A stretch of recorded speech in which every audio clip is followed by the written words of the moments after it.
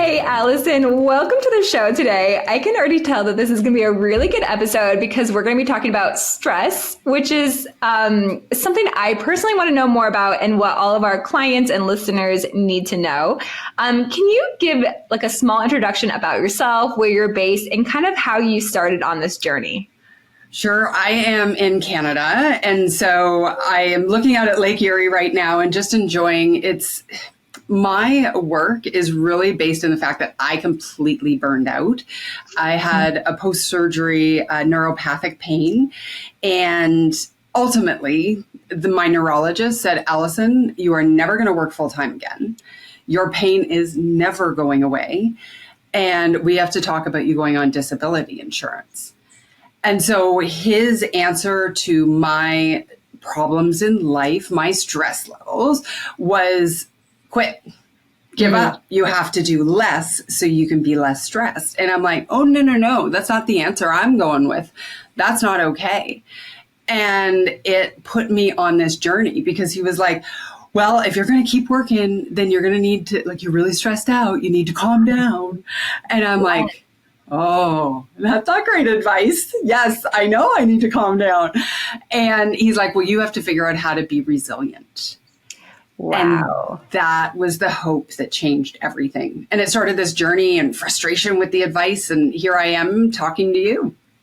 Well, first I have to say, I don't know if I told you this, but I'm in Pittsburgh. I knew you were in Canada, but I didn't know you were near Erie. And we go to Lake Erie all the time, but on the other side. And we're obsessed with going to Lake Erie. I love it. Yeah, that's so cool. A hidden little piece of paradise. It's amazing. Yeah, it's because we're not super close to the ocean. So we go to Erie and we just pretend we're at the ocean because it's so quick and close to our house, which means I just need a vacation. But anyways, I love this because I've heard that before too. And I've heard it from in all different parts of my life. You think the answer to stress is quitting and not doing the work. But the problem I found with that is that you never grow and get to do the cool things you want to do because would you say some stress is needed, or how do you view stress today? It is. Okay, so there are two answers to the question you just said. First of all, doing less doesn't actually change your stress levels. Mm-hmm. It may provide temporary relief. And I know so often it's like, I'll ask audiences, I'll be like, who's ever said, I just have to get through this week and then I won't be stressed? Or when I retire, even worse, can you imagine waiting for retirement? What a disappointment. Right. But what happens is next week, there's a new project. Next week, there's another problem with your team. Next week, you have to put out another fire. And so we have to honor that reality. But we also have to look at how are we responding? And so often in the self-help industry, it's all about how you respond. That matters. Mm-hmm. And it's also how much work you do, right? It's how much you have to do. So it's got to be this two-pronged solution to design your stress in a way that you can create a life that you actually love. And it's actually a lot easier than people think.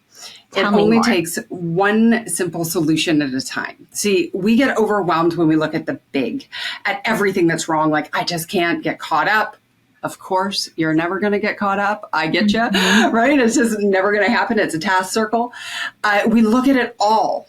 And really, when we look at how do we boil it down into the little itty bitty common denominators, and we focus in and we fix that. And then we fix that. And then we fix that. And collectively, we can redesign our lives in a way that we just feel relief from the stress. That resonates with me so much. I'm in the process of implementing the Getting Things Done book. Oh, interesting. I have ideas on that. Keep going. I would love to learn. I would love to hear your thoughts on it. But one thing I liked about it is when you write the project, you just write the next task. And that was new to me because I was always taught you write out all the tasks. And it's overwhelming. And for me, I really like that I just write the next thing and I automatically just felt better. And I didn't have to dive into the whole thing if I just took it step by step.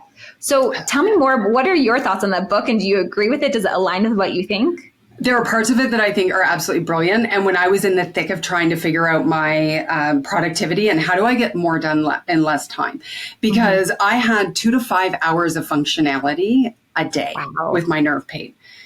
And I believe it was the universe's way of saying, Allie, you're not designed for 18-hour days. which is how I thought life was supposed to be. I thought that was the definition of success. So this surgery happens, things go wrong, and I go from 18-hour days to 2 to 5, and I'm pretending I'm still getting everything done at 18 hours.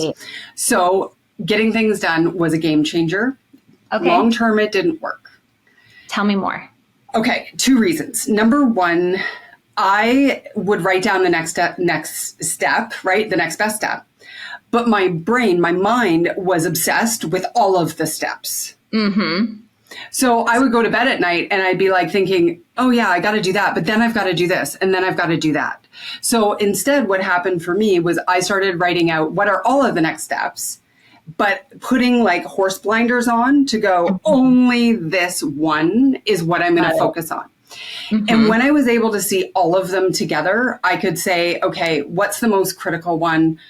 Which step is going to have the biggest impact? I could order them and estimate how much time it took. So that was number 1. The second thing, so I'm a speaker. I go to conferences, I train, I work with teams to help them figure out their team dynamics and, get the drama out of the workplace and stuff like that. And so there are many parts of that. And there might be the writing of it, like the actual speech, doing the designs of the slides, calling the client, following up with the email, paying, being sure accounts receivable is done, putting in the CRDLE. So there's all these different pieces.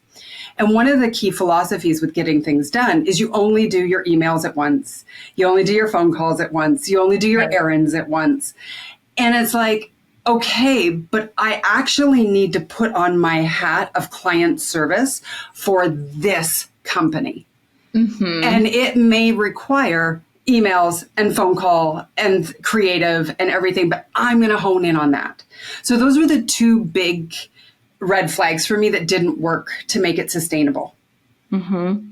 Okay, that makes sense. And first of all, I love also the idea. I know it's probably hard for you to go from 18-hour days to 2 to 5 hours of productivity, but I've also seen that some of the greatest achievers in our lifetime and in the world, like famous painters and designers and innovators, that was the norm back in the day. Yeah. They would work in the morning and by afternoon and dinner, they're off, with friends and family and gatherings. And so it is kind of arbitrary that we decided 9 to 5, or if you're a startup owner, you have to do 60 hours a week. So do you think it's possible for every entrepreneur and founder out there to be doing 2 to 5 hours a day of work? If they want to. I do longer hours now because I know how to manage my pain. I've made friends with my nerve pain. It's not like there's some big, huge success story that says, oh my gosh, I cured it.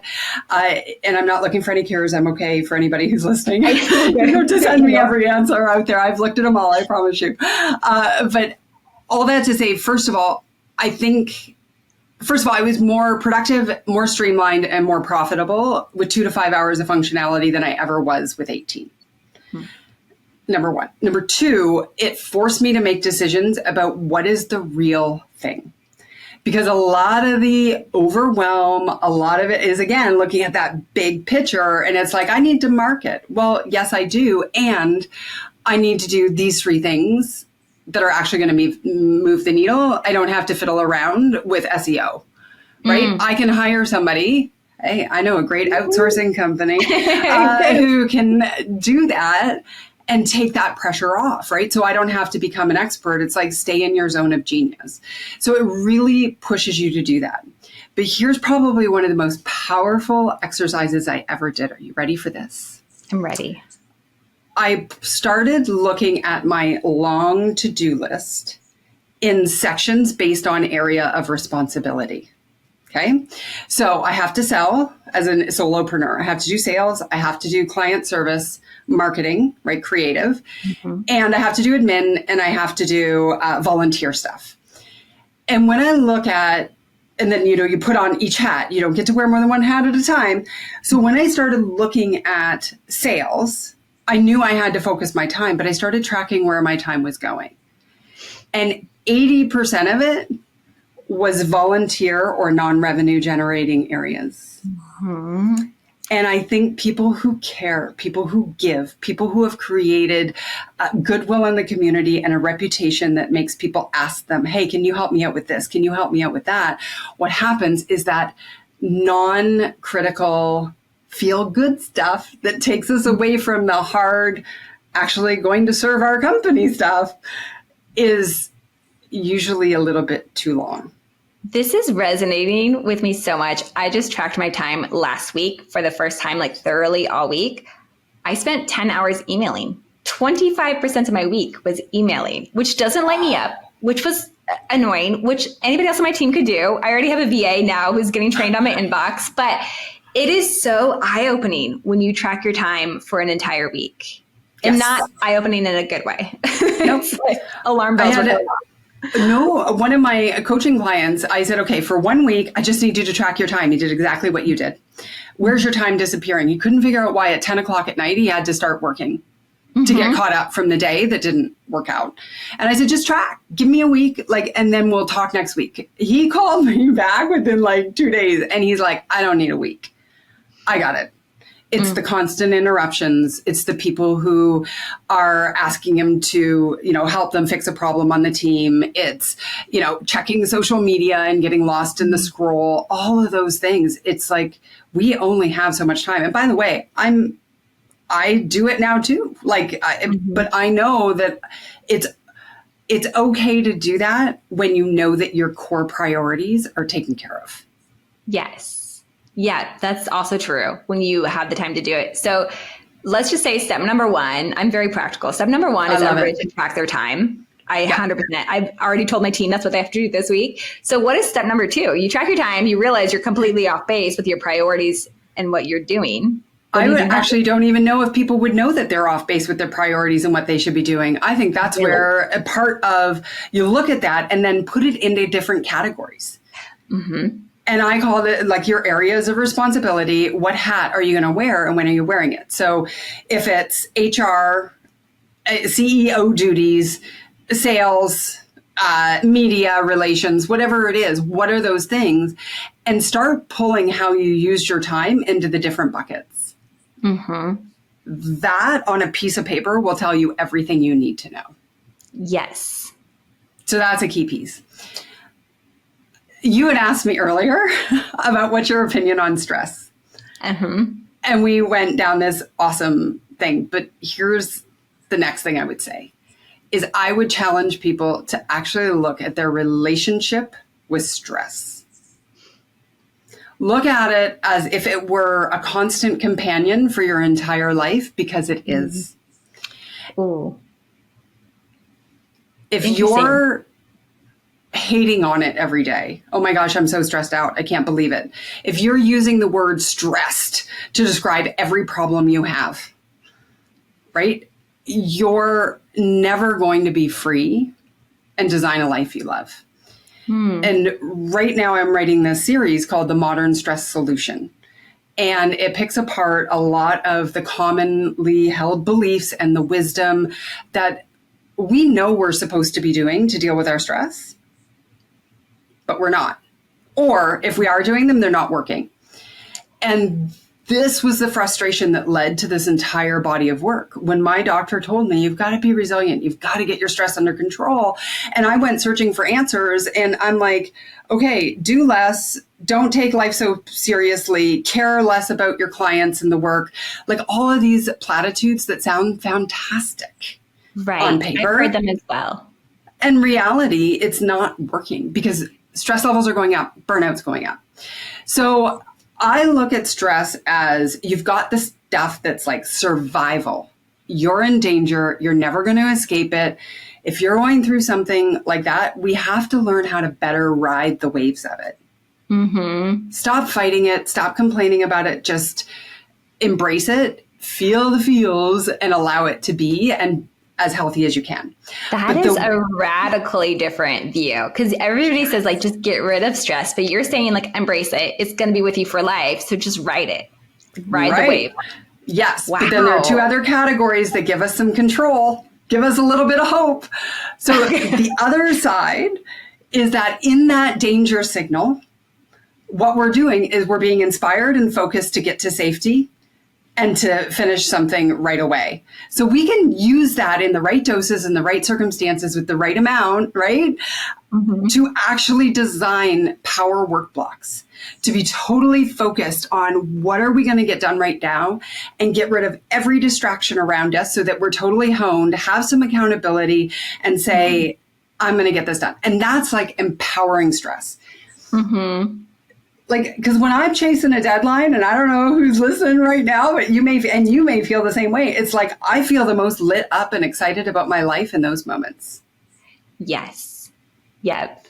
Agreed. And then we can use, I've got some other, solutions around how do we actually get rid of the destructive stress, the stuff that causes anxiety and makes us feel overwhelmed and takes us out of our flow and gets us in that busy and complaining trap or procrastinating and just feeling, that's destructive stress. If we shift our relationship with stress and we start looking at it in those 3 separate categories, we can start to design a life that we love. And it only takes one simple solution at a time. That's amazing. I want to run past a few of the common stress things I hear. What I've been told to do: meditate. Okay. Go to bed early. Okay. And kind of what we already discussed, like just stop doing the activity if it's causing you stress. I think that one we debunked, but I hear a lot of people saying like meditate, but it's hard if you're stressed because the thoughts actually come at you harder. And even if you go to bed early, if you're stressed, you can't fall asleep. There you go. So you want some, can I play? Yes. All right. So let's talk first about meditation. Most of the time when I start working with somebody, the first thing they're going to say to me is, I try to meditate and I try to go to the gym and it's not working. And with the meditation, and by the way, I love meditation when I am in the mode, like bring it on. Okay. I see the power of it. I know there are people who love it and it changed their life. And then there's the rest of us. So when we have judgment around an activity that we keep putting on our list and we don't get to it, what it does is it sets us up for failure. And more, ironically, destructive stress. Then it becomes the storyline. Oh, I'm so bad at this, right? And everybody else is so good at this. And what's wrong with me? And I'm never going to get over my stress because I can't meditate. And so if you love meditating, go for it. But I'll tell you, I can stand in front of a room of 300 executives in an audience and I'm keynoting and I'll say, who loves to meditate? And 3 people will put up their hand. And I'm like, who's tried to meditate? Right. And like 85% of the room puts up their hand. How is that helping solve the stress solution? Right? It's not. And so, yes, do it. Yes, it's a goal, but we need to be not creating the stress in the first place. We need to reposition how we're approaching the different challenges that we need to look at are happening. But the second one about exercising, and you didn't mention it, I was surprised you didn't say it was one of the most common. I think it's because I like to exercise. So if I hear that, I'm like, yeah, I love Pure Barre. Like, bring it on. That's good for me, actually. So here's the thing. And you love to exercise. So when my pain is really high, sometimes exercise is phenomenal for me. Sometimes it's really bad for me. So it was never a permanent solution. However, here's the disconnect I see with it. If you spend 9 to 5 in your workday, getting angry, building destructive stress, resenting your workload, complaining, getting caught up in the drama, not getting your actual work done. And then you go to the gym so you can blow off all those stress hormones and release those so that you're not cranky bear when you're What are we doing here? How is this okay? So exercise, because of course there's undeniable evidence that when you're healthier, you can deal with things. You've got a better frame of mind. You've got more endorphins, etc. And movement is very powerful. Having contentious conversations when you're walking, I find can be very helpful. All of those things, but it's only part of the solution. Let's stop creating the stress hormones in the first place. Then we go to the gym because we want to exercise and it's healthy and it's a good choice. different way to look at it. That's so good. And what do people do when they like can't go to sleep because they're so stressed? Is there any like quick fixes, or is it really just remove, like there's some other issues that need to be dealt with so that you can go to sleep at night? Well, the reason we hit the pillow and our mind goes into absolute overdrive is because we're not organized well enough. We're not trusting our system in the day. We're not getting the things that really matter done. And it's probably the first time you have given yourself permission to actually look at the issues and you have had time to think. Yes. So no wonder it's happening. That takes the shame away because it is the only quiet time you have where you can actually think about the problems. Right. And the whole point of meditation is not to think about the problems, but what do we need to do as executives and leaders? We got to think about and solve our problems. Exactly. Here's what we'll do. And you've probably heard this technique before. It's so simple. One simple solution at a time is you got to write it down. What is happening? Get it? Because we can't be objective. Something that is endlessly swirling in our head. We need to write it down so we can look at it objectively, see it in black and white, capture those thoughts, and trust yourself. Trust yourself and your system that you can deal with it tomorrow. That's so good. I love that. I have another question for you that I want to ask. Before we started recording, you were talking about how you wake up at 4 a.m. with so much energy. You're writing, you're in the zone, you're doing what you love. You have to set an alarm to actually do the rest of your workday. I think that's what most entrepreneurs and founders, they want to do that. They want to be able to focus on the things that they really love to do. How did you carve out that time while still handling the rest of your business? What advice do you have for other entrepreneurs who want time to do what they really love and want to get in that zone? First, stop judging yourself for wanting to do the work. Because like I have one of my coaching clients, she's a lawyer and she loves law, loves it. But she feels so guilty because she's supposed to love, and she does, her husband and all of that. So a lot of times when she goes to work, she's feeling guilty about what she's not doing at home. So that we have to like honor what is your actual gift and what are you meant to do. And for me, writing is my zone. I think people are so caught up in the busy. They don't even know how to articulate what is going to make them feel flow. The next thing, we got to take control of your schedule. If you are in, if you prioritize creative mode as like something that's really, really like critically important for you, then you need a block of time to do it. It can't be 20 minutes here, 20 minutes there, because you need to get into the flow of it. And if you need to adjust, it's the reason I don't work out in the morning, despite everybody saying you need to work out in the morning. Because you know what? If I work out in the morning, I end up missing my absolute crucial time. So you may need to design your life to serve of flow.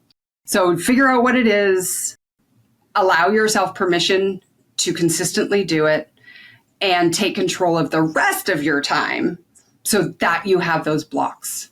So good. I feel like it's just throwing out a lot of the advice that we've been told and really looking at what works for you and your lifestyle. Yes.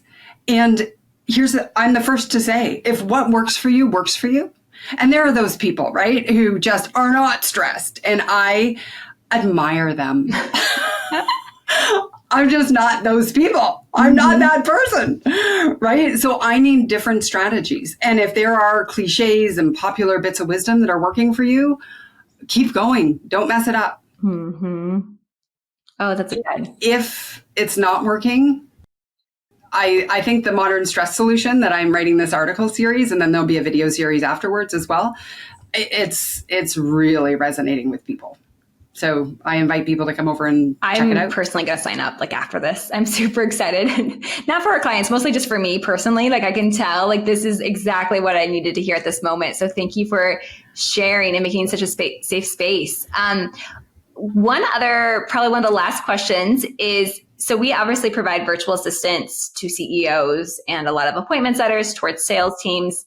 How do you think these busy CEOs, and how do they work with a VA to buy back their time? What are some of the best practices? Do you recommend delegating? Is that part of kind of like the stress solution, is having a bigger team to help you? What does that look like? It's one of the keys. So we can do less, we can delegate, and we can change the way we're doing things. So let's talk about delegation. I know for a lot of people who are really passionate about their work and good at their job, it's really frustrating because it feels like more work and you can just do it more easily yourself. Mm-hmm. So remind yourself of this. Invest time today to buy back time tomorrow. Mm-hmm. If there is a repeating moment of angst, right? Something that just keeps over and over and over again, where you're feeling like, I don't want to do that. You need to stop doing it, because what it's doing is draining your bandwidth. It's draining your energy. It's taking away that beautiful, precious personal capacity that you have to do the creative work, to do the stuff that actually is going to light you up and move your company forward. And so look for those repeating moments of angst. And, my favorite way to do it, just record yourself doing the thing so you don't have to like keep answering questions about how to do it. And do that in real time. I love that.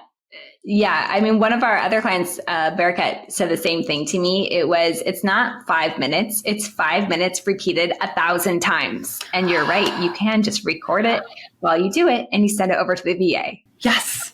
Mm-hmm. I love that. It's like you're not buying back 5 minutes. You're getting 5 times 1,000, 5,000 in the next year. Think about that. But thinking about how many times you lay down to bed and the thing you're thinking about is, I didn't get to bookkeeping today. Mm-hmm. I'm going to say it's not the 5 minutes you're getting back. It's not the ongoing. It's also all the angst around. Yes. It's so much angst. It is. You feel it. It's so much frustration and you can get rid of that. That's the thing. It's so fixable. So I could keep talking to you for forever, but I want to hear more about the series that you're writing. First of all, where do people find you now? And tell me more about the series so that we can get everyone connected and following that. AllisonGraham.com is my main hub, and I'm primarily on LinkedIn. So there is a newsletter function on LinkedIn where you can subscribe for free to the series. My work is really going into companies, either for their team training, their leadership retreat, or their big conference and, Keynote or a training program. And so if that's something like, if you want your whole team to be on side with putting out their own fires, I bet you would rock at those meetings with companies. And how powerful would that be to have employees that are happy and focused on what they have to get done? I mean, wow. We'll start suggesting you to some of our clients. And in the meantime, I actually just connected with you on LinkedIn today. So we'll make sure we put your LinkedIn handle in the show notes. But thank you, Allison, so much for joining. We really appreciate it. And I already feel like less stressed talking to you. So I hope everybody walks away from this with some practical tips and follows you so that we can really handle this. We're not supposed to be this stressed. So I'm so glad that there's a way out of it. Thank you so much for having me in the work you do.